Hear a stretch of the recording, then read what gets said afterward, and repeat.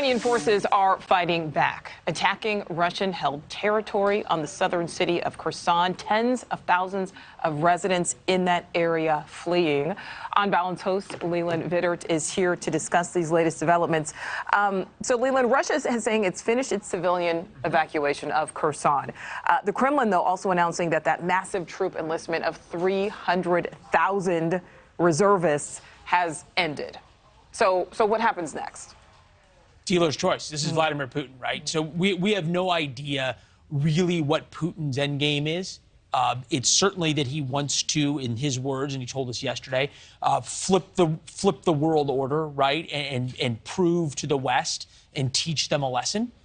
Now, whether or not he is able to do that, Kherson is the end of the rail line.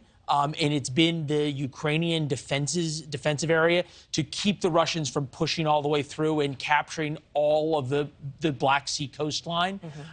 Now, whether or not the Russians are willing to, once they've evacuated Kherson, then use a tactical nuclear weapon, is that what they're setting up? We just don't know. And whatever we've predicted in this war, we have to admit we've been wrong on. Right. Yes. And predictions. Okay. So I want to talk about some intelligence reports here. I'm going to refer to my notes. British intelligence reporting that some Russian troop companies are up to 94% depleted. 94%.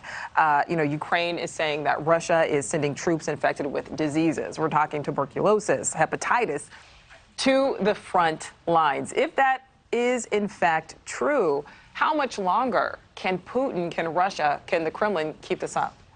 That's really a big question. And also, what happens when they can't keep it up, which is perhaps even the more dangerous question, right? So if all of a sudden it comes to a point where Vladimir Putin's army truly falls apart and the Ukrainians are about to actually push them all the way out of eastern Ukraine and embarrass him on the world stage, is that when he uses a nuclear weapon? Is that when he attacks a Ukrainian nuclear power plant? Is that when he actually fully cuts off gas to Europe in the middle of winter? So all of these things are possibilities, and the permutation can work both ways.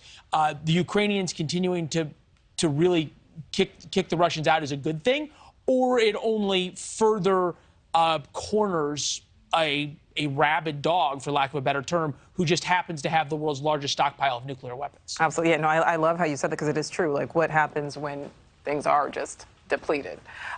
Leland, tell us what's on the show tonight. Some interesting stuff about the record profits from oil companies that we're going to be talking about. Is how long can this go on, that corporate America is making record profits amid record pain for Americans? Right. And you heard it from President Biden over the past couple of days, this drumbeat about going after especially the oil companies when it comes to these profits. They're starting to fight back, but we're kind of wondering at what point is it fair? And we have to keep in mind, right, that the French Revolution, the Russian Revolution, and the beginning of Nazi Germany all happened because of huge inflation. Not dealing with that sort of fundamental unfairness usually does not work out very well. All right, yeah, you just made my eyebrow go up, Leland. Well, okay. See, if I get two eyebrows, okay, well, who knows? All right, of course, you can catch Leland's show right after rush hour every weekday. Leland, thank you. Well, thank you for watching. Go to newsnationnow.com to find NewsNation on your television provider. And don't forget to click the red subscribe button below to get more of NewsNation's fact-driven, unbiased coverage.